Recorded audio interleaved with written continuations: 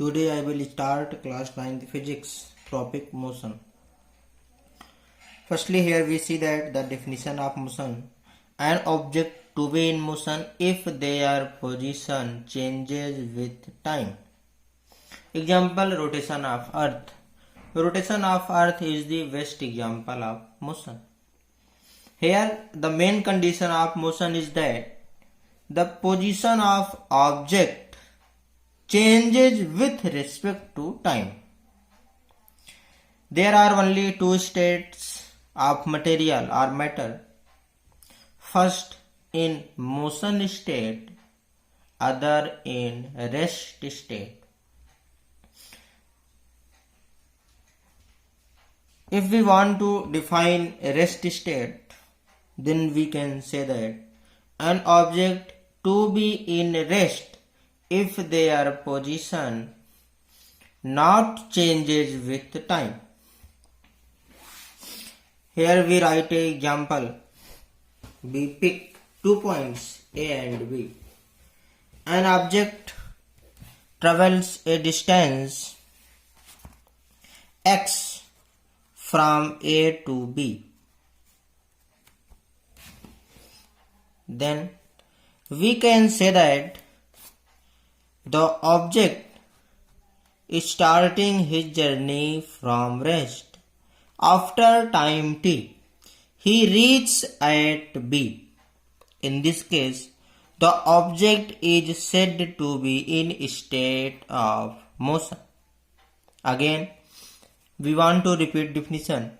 An object to be in motion if their position changes with time. Example: rotation of earth.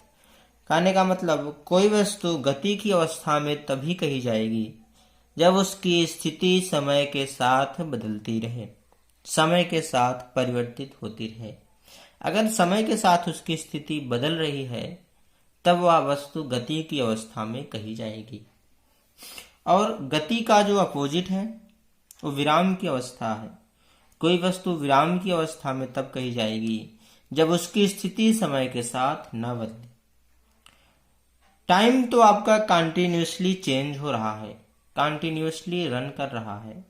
आप कोई भी work करें या ना करें, लेकिन टाइम तो कंटिन्यूस चल ही रहा है। जैसा कि आपको पता होना चाहिए कि किसी भी कार्य को करने के लिए हमें समय की जरूरत पड़ती है। किसी भी वर्क के लिए टाइम की आवश्यकता होती है। अगर हम कहें t बराबर 0 है तो आपका वर्क भी 0 होगा, क्योंकि समय 0 है तो वर्क भी 0 है। यानी अगर आप कोई वर्क कर रहे हैं तो उसमें कुछ ना कुछ टाइम अवश्य लगेगा। तो हमने यहाँ पे एक एग्जांपल लिया है कि एक ऑब्जेक्ट है, पॉइंट ए से अपनी जर्नी को स्टार्ट कर रहा है। After time T point B पर वह पहुंच रहा है। तो यहाँ पे आप देख रहे हैं कि पॉइंट ए का जो समय रहा होगा, उसके बाद पॉइंट बी पर जो पहुंचने का समय है, दोनों में डिफरेंस होगा। ये इंक्रीजिंग ऑर्डर में होगा। एग्जाम्पल, मान लीजिए आपका ऑब्जेक्ट पहले 5 PM पर पॉइंट ए पर है। मान लेते हैं x डिस्टेंस तय कर रहा है और बी पॉइंट पर पहुंच रहा है। तो 5:10 PM यानी कि 10 सेकेंड उसको लगा बी पर पहुंचने पर। तो यहाँ पे आप देख रहे होंगे आपके पास मेनली 2 पोजीशन है, 2 स्थिति है। पहला पॉइंट ए पर 5 PM पे है और दूसरा पॉइंट बी पर 5:10 PM पे है। तो यहाँ पे इसकी पोजीशन चेंज है और टाइमिंग भी चेंज है। इसकी स्थिति अलग अलग है तो समय भी अलग अलग है। यहाँ पे आप देख रहे होंगे डिफिनीशन में लिखा है चेंजेज, प्लूरल फॉर्म है चेंज का, चेंजेज। यानी यहाँ पे बहुत सी पोजीशन मिलेंगी आपको, मेनी पोजीशन। अगर आपको टाइम डिवाइड कर दें तो यहाँ पे जितनी डॉटेड लाइन हम यहाँ पे बना रहे हैं, डैश लाइन जो यहाँ पे बना रहे हैं, ये सभी पोजीशन है टाइम के रिस्पेक्ट में। कहने का सीधा सा मतलब है कि समय के साथ अगर वस्तु की अवस्था में परिवर्तन हो रहा है, मीन्स स्थिति में परिवर्तन हो रहा है, तब वह वस्तु गति की अवस्था में कही जाएगी। यहाँ पे जो हमने एग्जाम्पल लिया है, एक वस्तु है ए से बी तक जा रही है, x डिस्टेंस कवर कर रही है। मान लेते हैं ऐसा करने में इसको t समय लगा है। यहाँ पे हमने 5 PM और 5:10 PM लिया था, लेकिन अब जनरली हम t समय ले रहे हैं।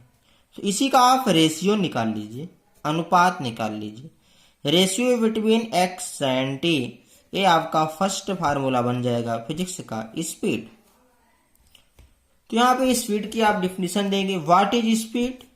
इस एग्जांपल में speed is simply ratio between x and t, और x को हमने क्या माना है? x को हमने माना है डिस्टेंस, और t को हमने क्या माना है? टाइम। तो यहाँ पे आप देख रहे होंगे पहला फार्मूला मैकेनिक्स का आपका बन गया, speed is equal to distance upon time. What is speed? Speed is simply ratio between distance and time. If t is equal to 1 second, time अगर आपका 1 सेकेंड हो जाए तो speed is equal to distance. तो यहाँ पे आप definition देंगे, the distance covered in unit time is known as speed. Unit means 1। यहाँ पे अगर हम t को 1 ले लें, t बराबर अगर हो जाए 1 सेकेंड, तो स्पीड इक्वल टू हो जाएगा डिस्टेंस। तो distance covered in unit time या distance covered in 1 second is known as speed. यहां पे हम दूसरा एग्जांपल लेंगे। एक पॉइंट ए है, दूसरा पॉइंट बी है। एक ऑब्जेक्ट है, पॉइंट ए से अपनी यात्रा को प्रारंभ कर रहा है, अपनी जर्नी को स्टार्ट कर रहा है, पॉइंट बी तक पहुंच रहा है। फिर अगेन यही ऑब्जेक्ट पॉइंट बी से वापस पॉइंट ए पर आ रहा है। तो यहां पे आप देख रहे होंगे, अगर हम इसको x मान लें दोनों की डिस्टेंस को, तो यहां पे आप देखेंगे total distance is equal to x तो a से b तक जाने में, और अगेन x b से a तक वापस आने में। तो टोटल डिस्टेंस हो गया आपका x plus x। x plus x is equal to 2x। Total distance आपका हो गया 2x। लेकिन यहां पे एक टर्म और आता है, डिस्प्लेसमेंट। दूसरा टर्म है डिस्प्लेसमेंट। यहां पे जो आपका ऑब्जेक्ट है पॉइंट ए से अपनी जर्नी को स्टार्ट कर रहा है, तो यह इसका इनिशियल पॉइंट हो गया, इसका प्रारंभिक बिंदु हो गया। और इस एग्जाम्पल में यह ऑब्जेक्ट अगेन पॉइंट ए पर अपनी यात्रा को एंड कर रहा है, खत्म कर रहा है। तो यहाँ पे फाइनल पॉइंट भी आपका पॉइंट ए हो गया। यानी पॉइंट ए से अपनी जर्नी को स्टार्ट किया और पॉइंट ए पर अपनी जर्नी को एंड भी किया है। तो इस पॉइंट की जो डिस्टेंस है वो 0 हो गई। तो हम डिस्प्लेसमेंट की डिफिनीशन दे सकते हैं कि shortest distance between initial point and final point. Initial point भी ए है, फाइनल पॉइंट भी ए है, तो पॉइंट के बीच की डिस्टेंस आपका हो गया 0। तो डिस्प्लेसमेंट की डिफिनीशन लिखेंगे, shortest distance between initial point and final point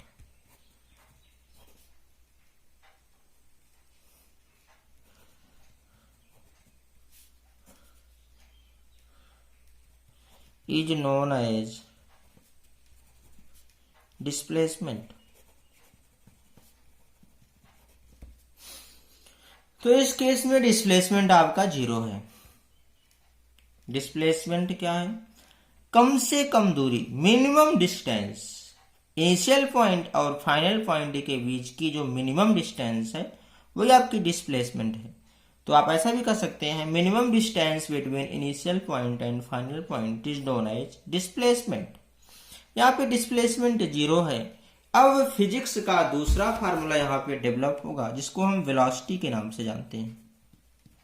तो velocity is equal to displacement upon time. Velocity is equal to displacement upon time.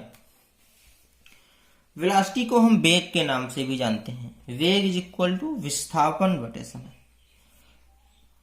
और स्पीड को हम चाल के नाम से जानते हैं। चाल इज इक्वल टू दूरी बटे समय। तो यहाँ पे फिजिक्स के आपके दो फार्मूले बन गए, एक स्पीड और एक वेलोसिटी।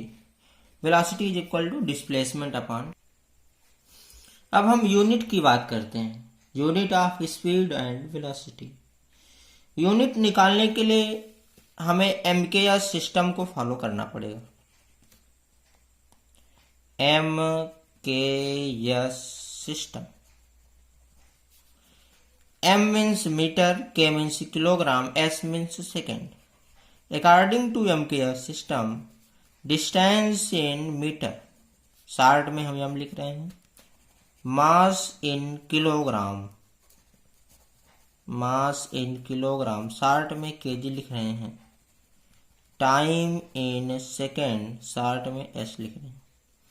एमकेएस सिस्टम को हम एसआई सिस्टम के नाम से भी जानते हैं।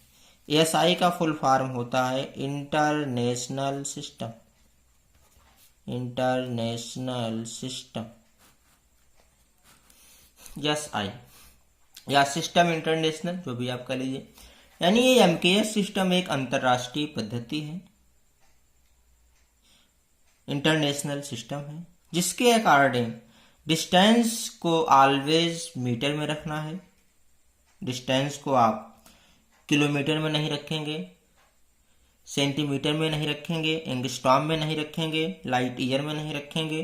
तो डिस्टेंस को ऑलवेज आप किस में रखेंगे, मीटर में रखेंगे। मास, जिसको आप द्रव्यमान भी कहते हैं, इसको आप किलोग्राम में रखेंगे, केजी। ना तो क्विंटल में रखेंगे, ना तो टन में रखेंगे, ना तो ग्राम में रखेंगे, बल्कि किस में रखेंगे, किलोग्राम में रखेंगे। और समय को आप सेकेंड में रखेंगे। समय के लिए भी आपको पता है कि आवर्स और मिनट हैं, तो आपको सेकेंड ही रखना है, ना तो घंटे में रखना है, ना तो मिनट में, बल्कि सेकेंड में रखना है। एमकेएस सिस्टम के अलावा दो सिस्टम और हैं आपके पास। दूसरा है सीजीएस सिस्टम और तीसरी है एफपीएस सिस्टम।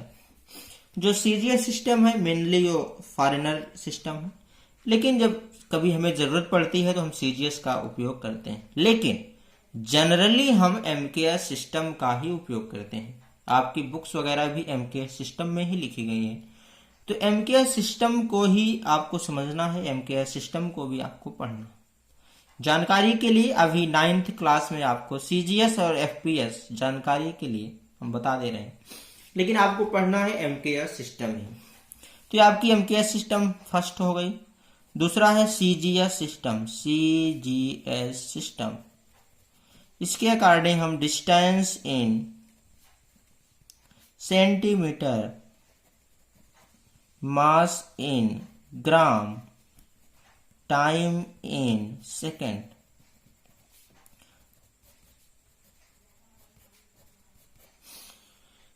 थर्ड है आपकी एफपीएस सिस्टम। ये ब्रिटिश की मेनली है, ये ब्रिटिश है, ब्रिटिश सिस्टम है।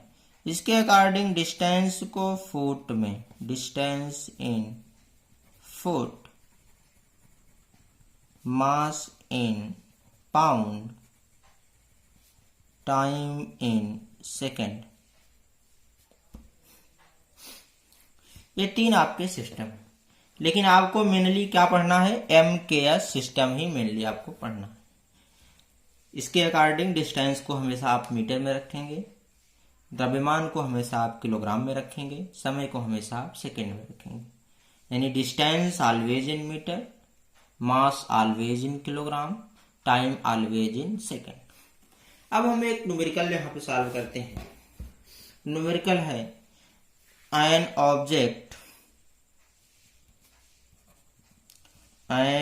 object covers a distance of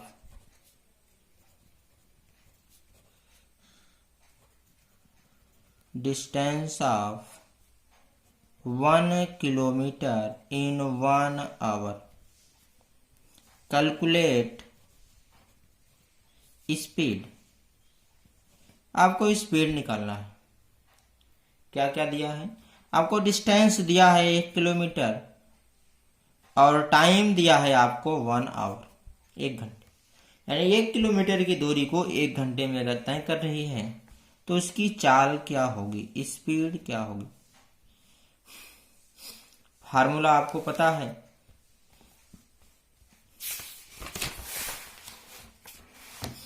speed is equal to distance upon time, S is equal to D by T, distance upon time. Distance कितना दिया गया है 1 किलोमीटर, टाइम कितना दिया गया है 1 आवर। तो इसको आप किलोमीटर को मीटर में बदल दीजिए, 1000 से मल्टीप्लाई कर दीजिए, मीटर में बदल गया। 1 आवर में 3600 सेकेंड,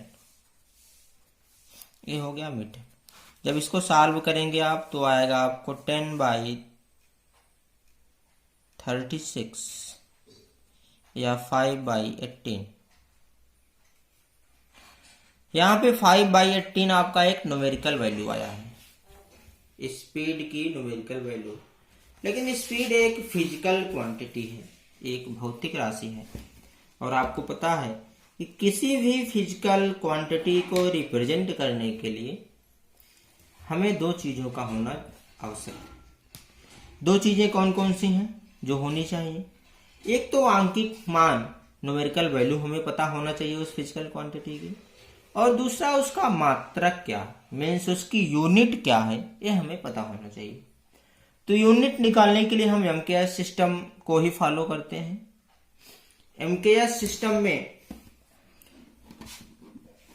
डिस्टेंस को ऑलवेज हम मीटर में रखते हैं।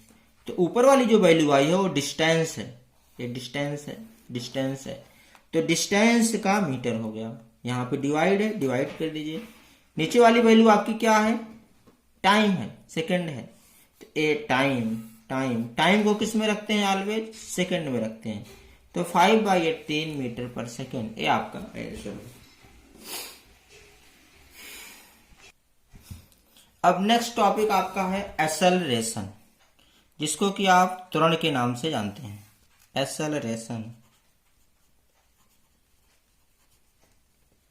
एक्सेलरेशन त्वरण। अगर हम इसकी डिफिनीशन की बात करें तो rate change of velocity is known as acceleration. अगर वेलोसिटी का रेट चेंज हो रहा है, रेट चेंज होने का मतलब मोशन की जो रेट है उसमें अगर चेंजेज आएगा तो वेलोसिटी आपकी चेंज होगी, क्योंकि velocity is equal to displacement upon time है, और आपकी जो वेलोसिटी है वो डिस्प्लेसमेंट और टाइम पर डिपेंड कर रही है। डिस्प्लेसमेंट अगर ज्यादा होगा तो वेलोसिटी आपकी ज्यादा होगी, टाइम के साथ इनवर्सली प्रोपोर्शनल है। टाइम अगर आपका कम होगा तो वेलोसिटी आपकी ज्यादा होगी, टाइम ज्यादा होगा तो वेलोसिटी आपकी कम होगी। यानी वेलोसिटी का रेट चेंज होना चाहिए। Rate change in velocity is known as acceleration. कहने का मतलब आपके ऑब्जेक्ट की वेलोसिटी या तो इंक्रीज कर जाए या तो डिक्रीज कर जाए, इन दोनों केस में आपको एक्सेलरेशन मिलेगा। जब डिक्रीज करती है तो उसी को हम रिटार्डेशन बोल देते हैं, और उसका जो साइन होता है नेगेटिव के साथ ले लेते हैं। रिटार्डेशन का जो यूनिट है वो एक्सेलरेशन की यूनिट ही होती है। डिफरेंस इतना है कि एक्सेलरेशन पॉजिटिव साइन के साथ होता है, जो कि मोशन को एक्सेलरेट करता है। जैसे बाइक में लगा होता है एक्सेलरेटर, सेम वही आपका एक्सेलरेशन, यानी कि मोशन की रेट को बढ़ाने वाला जो कंपोनेंट है उसी को हम एक्सेलरेटर कहते हैं, एक्सेलरेट कहते हैं। तो इसकी अगर 1 लाइनर डिफिनेशन की हम बात करें तो लिखेंगे आप, rate change in velocity is known as acceleration.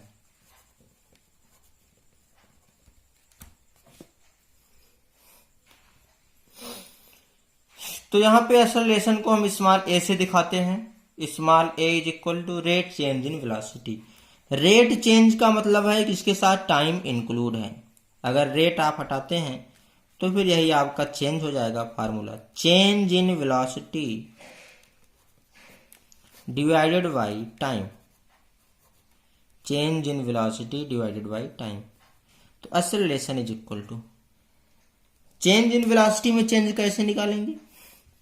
अब यहाँ पे आपको एक बात और समझना होगा कि जो भी ऑब्जेक्ट है अगर वो मोशन की स्टेट में है, गति की अवस्था में है, तो जिस वेलोसिटी से अपनी जर्नी को स्टार्ट करेगा वह उसकी इनिशियल वेलोसिटी कहलाएगी, और जिस वेलोसिटी से अपनी जर्नी को एंड करेगा वह उसकी फाइनल वेलोसिटी कहलाएगी। यानी अब आपको दो वेलोसिटी मिल रही है, एक इनिशियल वेलोसिटी और एक फाइनल वेलोसिटी। इनिशियल वेलोसिटी प्रारंभिक वेग, जिस वेग से कोई वस्तु अपनी जर्नी को स्टार्ट कर रहा है, अपनी यात्रा को प्रारंभ कर रहा है, वो उसकी इनिशियल वेलोसिटी है। जिस वेलोसिटी से वो अपनी यात्रा को खत्म कर रहा है, अपनी जर्नी को एंड कर रहा है, वो उसकी फाइनल वेलोसिटी है। तो यहाँ पे अब आपको दो वेलोसिटी समझना होगा, एक इनिशियल वेलोसिटी, एक फाइनल वेलोसिटी। तो वेलोसिटी में चेंज कैसे निकालेंगे आप? फाइनल माइनस इनिशियल, जो भी वैल्यू है फाइनल माइनस इनिशियल, यानी final velocity minus initial velocity. Final velocity minus initial velocity divided by time. अब फाइनल वेलोसिटी को हम v से डिनोट करते हैं और इनिशियल वेलोसिटी को u से डिनोट करते हैं, टाइम को t से डिनोट करते हैं। तो आपके पास एक्सेलरेशन के 4 फार्मूले आ गए, मीन्स 4 डिफिनीशन मिल गई। पहली, rate change in velocity is known as acceleration. Second, change in velocity upon time taken. Third, final velocity minus initial velocity upon time taken. और नोटेशन फॉर्म में a बराबर v minus u by T. ये चारों एक ही हैं, बस represent करने का मेथड अलग अलग है। यानी आपको मिल गया acceleration is equal to final velocity minus initial velocity upon time. a is equal to v minus u by T. और अगर इसकी हम यूनिट की बात करें, यूनिट ऑफ a, तो पहले आप वेलोसिटी का यूनिट लिखेंगे, फिर टाइम का लिखेंगे। वेलोसिटी की यूनिट हो गई मीटर पर सेकेंड, क्योंकि डिस्प्लेसमेंट अपॉन टाइम है, नीचे एक टाइम और है। जब इसको आप सॉल्व करेंगे तो मीटर पर सेकेंड स्क्वायर, ये इसकी यूनिट हो गई। किसकी यूनिट हो गई? एक्सेलरेशन की। Unit of acceleration is equal to metre पर सेकेंड स्क्वायर। इसी को ऐसे भी आप लिख सकते हैं, मीटर सेकेंड की पावर -2। अब यहां पर हम कुछ टेक्निकल टर्म की बात करते हैं। मान लीजिए अगर हम लिखते हैं यहां पे कि आपको टाइम दिया गया है 1 मीटर, तो आप सोच रहे होंगे कि समय तो हमेशा सेकंड में होता है, या तो मिनट में होगा या तो आवर्स में होगा। t बराबर 1 मीटर, तो ये बहुत रॉन्ग है। यानी t बराबर 1 मीटर नहीं होगा। t बराबर, अगर टाइम की अगर हम बात कर रहे हैं, या तो मिनट्स में होंगे, या तो आवर्स में होंगे, या तो सेकंड में होंगे। कहने का मतलब आपने क्या किया, इस यूनिट को देखकर आप बता रहे हैं कि कौन सी फिजिकल क्वांटिटी दी गई है। अगर हम लिखें distance is equal to 1 second, तो ये भी रॉन्ग है, क्योंकि दूरी कभी सेकंड में नहीं हो सकती। दूरी आपकी या तो मीटर में होगी, या तो किलोमीटर में होगी, या तो सेंटीमीटर में होगी, या और भी जो यूनिट्स हैं दूरी की, डिस्टेंस की, उसमें होगी, लेकिन इस सेकंड में तो नहीं होगी। कहने का मतलब आप इस फिजिकल क्वांटिटी की यूनिट को देखकर बता रहे हैं कि कौन सी फिजिकल क्वांटिटी दी गई है। अगर हम लिखें t बराबर 1 सेकेंड तब सही है, और distance is equal to 1 metre लिखें तब सही है। इसका मतलब क्या हुआ? इसका मतलब जितनी भी फिजिकल क्वांटिटी हैं सभी की यूनिट्स अलग अलग होती हैं, और यूनिट देखकर आप फिजिकल क्वांटिटी को प्रिडिक्ट कर सकते हैं कि कौन सी फिजिकल क्वांटिटी दी गई। अब हमारे पास स्पीड है डिस्टेंस अपॉन टाइम, जिसकी यूनिट क्या हो गई? मीटर पर सेकेंड। और दूसरी है हमारे पास physical quantity velocity is equal to displacement upon time, इसकी यूनिट क्या हो गई? मीटर पर सेकेंड, क्योंकि displacement is a type of distance, एक प्रकार की दूरी ही है, एक प्रकार की डिस्टेंस ही है, लेकिन ये शॉर्टेस्ट डिस्टेंस है। तो यहाँ पे आप देख रहे हैं जो स्पीड की यूनिट है वही वेलोसिटी की भी यूनिट है, लेकिन अभी हमने आपको क्या बताया कि जितनी फिजिकल क्वांटिटी हैं सबकी यूनिट अलग अलग है, अगर हम यहाँ पे लिखें 10 मीटर पर सेकेंड, 10 मीटर पर सेकेंड, और आपसे पूछें कि कौन सी स्पीड है, कौन सी वेलोसिटी है, आप बताइए, तो आप कंफ्यूज हो जाएंगे कि अब किसको हम स्पीड बताएं, किसको हम वेलोसिटी बताएं। लेकिन दोनों अलग अलग फिजिकल क्वांटिटी हैं। स्पीड भी अलग फिजिकल क्वांटिटी है, वेलोसिटी भी अलग फिजिकल क्वांटिटी है। लेकिन ये कैसे हो गया? दोनों का यूनिट सेम हो गया, दोनों का मात्रक एक साथ समान हो गया। एक्चुअली देखा जाए तो जो हमने यहाँ पे वैल्यू लिखा है 10 मीटर पर सेकेंड और 10 मीटर पर सेकेंड, ये दोनों आपको स्पीड ही दी गई। फिर वेलोसिटी को कैसे समझे? तो यहाँ पे एक टर्म और जोड़ा गया, स्केलर क्वांटिटी और वेक्टर क्वांटिटी। यानी जितनी भी फिजिकल राशियां हैं, जितनी भी फिजिकल क्वांटिटी हैं, उनको दो भागों में बांट दिया गया, एक स्केलर क्वांटिटी और दूसरी वेक्टर क्वांटिटी। यानी ऐसे फिजिकल क्वांटिटी जिनको रिप्रेजेंट करने के लिए हमें सिर्फ मैग्नीट्यूड की जरूरत पड़ती है, सिर्फ परिमाण की जरूरत पड़ती है, उसको हम स्केलर क्वांटिटी कहते हैं, अदिश राशियां कहते हैं। और जिनको रिप्रेजेंट करने के लिए मैग्नीट्यूड के साथ साथ डायरेक्शन की भी जरूरत पड़ती है, उनको हम सदिश राशियां या वेक्टर क्वांटिटी कहते हैं। स्केलर को अदिश कहते हैं और वेक्टर को सदिश कहते हैं। सदिश दिशा के साथ, सदिश दिशा के साथ, आदिश बिना दिशा के। तो यहाँ पे जितनी भी फिजिकल क्वांटिटी हैं उनको दो कैटेगरी हो गई, एक स्केलर, दूसरी वेक्टर। अगर आप डिफिनीशन लिखना चाहें स्केलर क्वांटिटी की तो लिखेंगे scalar quantity those physical quantity in which only magnitude is required for represent physical quantity is known as scalar quantity. या ऐसे भी लिख सकते हैं those physical quantity which have only magnitude, those physical quantity which have only magnitude is known as scalar quantity. Example, area, time, volume, temperature, ये सभी आपकी scalar quantity हैं, अदिश राशियां। जैसे आपसे कोई टाइम पूछे कितना बज रहा है, टाइम क्या हो रहा है, तो 1 2 जो भी 3 जो भी होगा आप बताएंगे।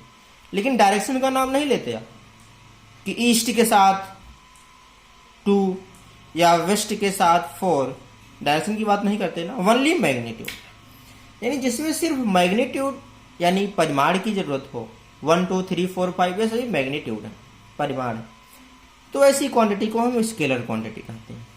और वेक्टर में those physical quantity which have magnitude as well as direction, यानी मैग्नीट्यूड के साथ साथ अगर डायरेक्शन की भी जरूरत पड़ती है तो आपकी वेक्टर क्वांटिटी है। एग्जाम्पल में जैसे आपकी वेलोसिटी हो गई, एक्सेलरेशन हो गया, ग्रेविटी हो गई, ये सभी वेक्टर क्वांटिटी हैं। स्केलर में आपकी एरिया हो गई, वॉल्यूम हो गया, टाइम हो गया, टेम्परेचर हो गया, ये सभी आपकी स्केलर क्वांटिटी है। तो वेलोसिटी आपकी कैसी क्वांटिटी हो गई? Vector quantity.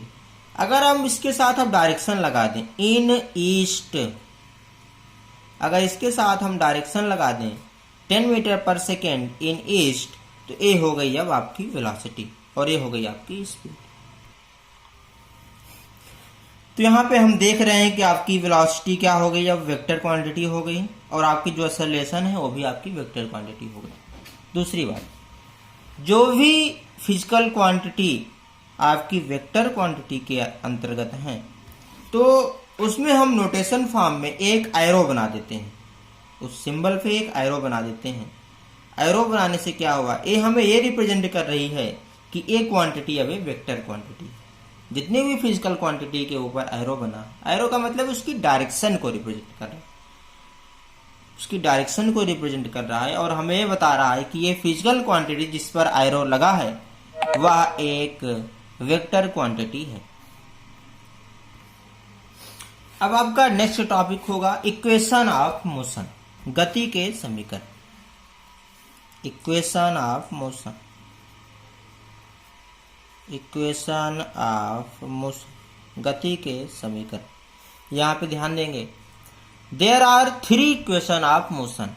गति के लिए 3 इक्वेशन है। और लॉ ऑफ मोशन भी गति के लिए ही है, यानी इक्वेशन ऑफ मोशन के बाद आपका जस्ट टॉपिक होगा लॉ ऑफ मोशन। इक्वेशन एक नोटेशन के फॉर्म में है, जैसे आप लिखते हैं x plus Y plus Z is equal to 2, तो ये एक इक्वेशन है। अगर आप नोटेशन फॉर्म में लिख रहे हैं तब यह एक इक्वेशन है। जब आपसे इक्वेशन पूछा जाए तो आप इक्वेशन नोटेशन फॉर्म का लिखेंगे, और आपसे जब लॉ पूछा जाए